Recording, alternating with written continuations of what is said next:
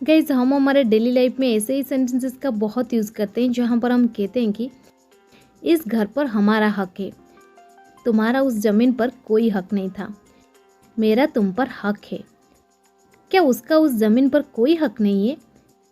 Guys इस प्रकार की छोटी छोटी वाक्यों को हम हिंदी में तो बड़ी आसानी से बोल लेते हैं, बट इसे इंग्लिश में कैसे कहेंगे, इसके लिए कौन सी स्ट्रक्चर की यूज़ करेंगे, आज के इस वीडियो में हम सीखने वाले हैं। इस प्रकार की सेंटेंसेस को इंग्लिश में कहने के लिए आपको पहले यूज़ कर देनी है सब्जेक्ट, इसके बाद हैव, हैज़, हैड। अगर आपके सेंटेंस प्रेजेंट में है तब आपको यूज़ कर देनी है हैव, हैज़ किसी में से एक, और पास्ट के लिए हैड। इसके बाद नो, नो के बाद राइट, ऑन, इसके बाद नाउन या फिर प्रोनाउन। अगर आपके सेंटेंस इंटरोगेटिव में है तब आपको यूज़ कर देनी है पहले हेल्पिंग वर्ब डू, डॉज या फिर डिड। प्रेजेंट के लिए आप यूज़ करेंगे डू या फिर डॉज, पास्ट के लिए डिड।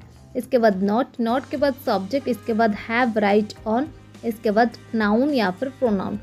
मैं आपको और एक चीज़ क्लियर कर दूं, नॉट आपके ऑप्शनल है, अगर आपके सेंटेंस नेगेटिव में आएगा तब आपको यूज़ कर देनी है नॉट, अदरवाइज कोई बात नहीं। चलिए कुछ एग्जाम्पल के मदद से इसे और भी बेहतर समझने की कोशिश करते हैं। इस घर पर हमारा हक है, we have a right on this house, we have a right on this house.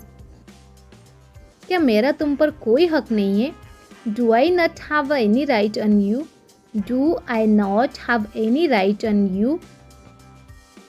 इस प्रॉपर्टी पर मेरा हक है, I have right on this property, I have right on this property.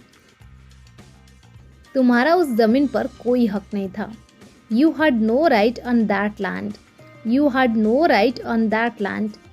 और you can say you had no right over that land, you had no right over that land.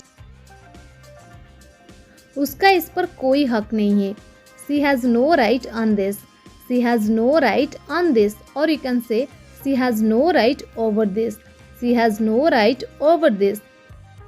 मेरा तुम पर हक है, या फिर हम इस प्रकार भी बोलते हैं मेरा तुम पर अधिकार है, I have a right on you, I have a right on you. और you can say I have a right over you, I have a right over you.